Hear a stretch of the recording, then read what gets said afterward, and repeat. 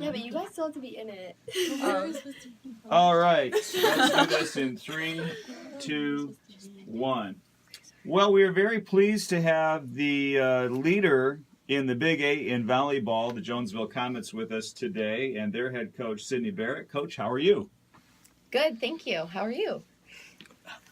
I'm all right. I'm glad to see you guys here, and you guys are off to a great start to your season, 12-4-2, 3-0 in the Big 8, but I want to kind of start back a little bit before this with your time with Coach Gravel and the Chargers. Obviously, you guys had incredible runs.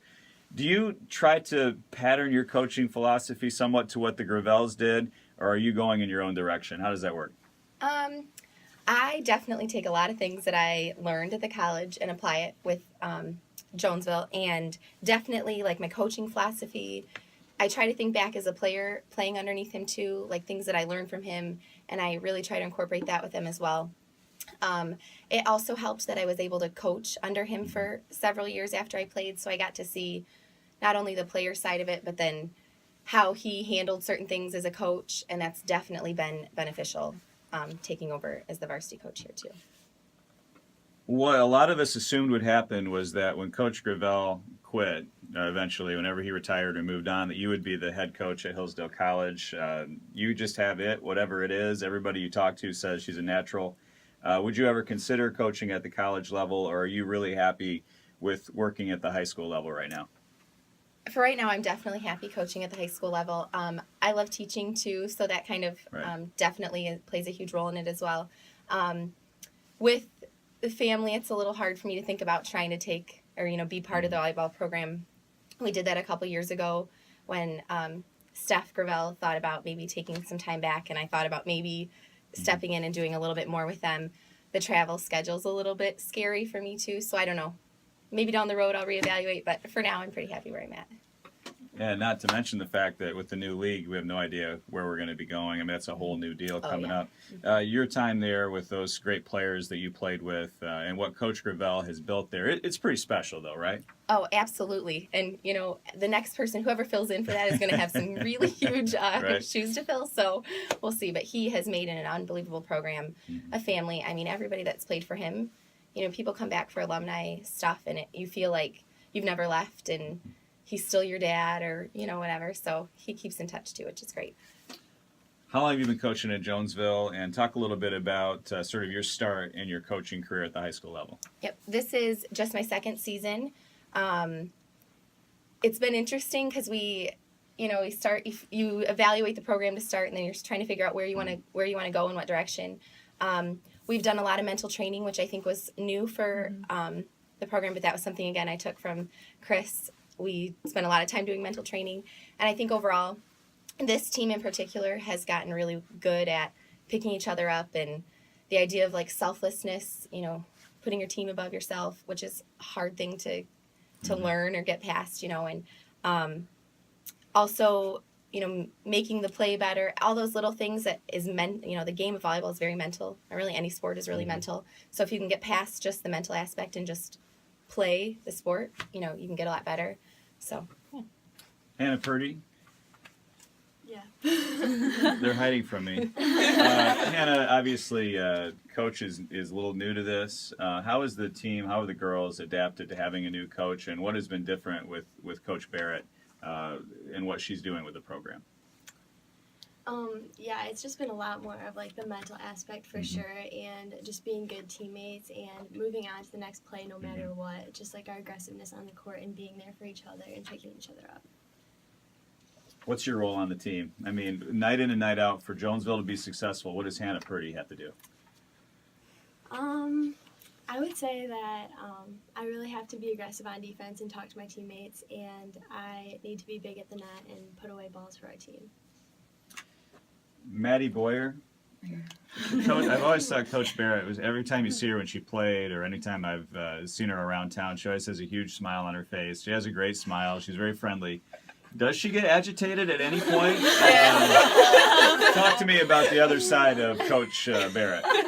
For the most part, she's always happy. She's always there, like, lifting us up when we're down. But then again, when we start to get in a hole, she's there. She's not really upset at us. She's just trying to pick us back up in a different way, not more of a, it's time to get your stuff together. Let's go. Let's get the next point and move on to the next play. So she doesn't usually shatter clipboards in the No. locker room or anything like that. Maddie, if you would, talk about the girls who are here today who have come for the interview and a little bit about what each of them brings to the team. And Hannah, you can help out with that too if you want. Well, Lauren, she's our libero, so she's always there getting most of the perfect passes for the team, making sure that our setter can set up the middles, which we need good passes to do that. Well, and she has the most positive, crazy person. Yeah, positive, crazy person on the team. Sam is our middle, so she's putting away balls when we run A's, which is newer for us. When we played on JV, we didn't run that many. Corinne is a great outside and right side hitter that we have. She's a great passer in the back row. Kenzie got out for a while with taking her wisdom teeth out, but she's a great hitter on the right side. And then she's back now. And then Hannah and I, we hit front row, and Hannah is an exceptional back row passer also. You forgot the bunny. We have a bunny here. It's Hillsdale Fair time, so we have to have a rabbit in the studio. Is this the first time we've had a rabbit on one of our interviews? I think so. Coach Barrett, 3-0 in the Big 8 so far, 12-4-2 overall. I'm going to put you on the spot, if I may. What's the biggest win so far? You look at this season, you've had an incredible start. What's one win that stands out among the 12 that you've accomplished so far? So I don't know, the girls can chip in a little bit here too, but I think the Quincy win was really big for me. We lost to Quincy at home at the beginning of the season last year. And they played exceptional and we played not very exceptional. And then we were tied with them going into the Big 8 tournament.